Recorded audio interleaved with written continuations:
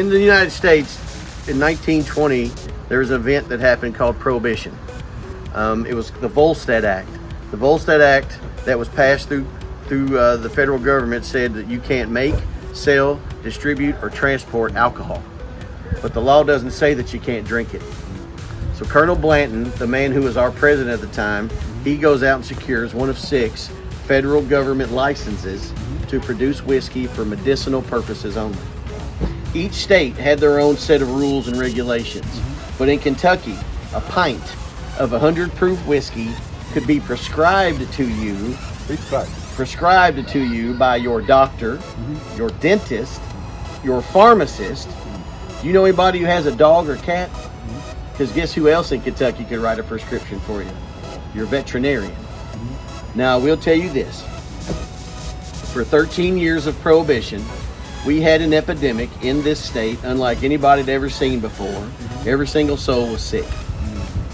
Less than 1 million people in the state of Kentucky. Over 6 million prescriptions were written during that time. And in 1933, prohibition ends. Colonel Blanton, who's still the president of the distillery, knows it's coming to an end. He takes the distillery through its major expansion of 14 buildings to 114 buildings. Blanton builds what becomes the footprint of Buffalo Trace. So that's how we got through prohibition. The question is, how many states had licenses to produce whiskey for medicinal purposes? There was only, of the 6 licenses, 4 of them were in Kentucky. So only 2 other states had those licenses, and those distilleries have since closed. And it's a federal law. Federal law, federal license. Federally, there was 6 distilleries in 6 Kentucky. distilleries, no, 4 distilleries in Kentucky, 6 distilleries nationwide that had a license to produce that whiskey.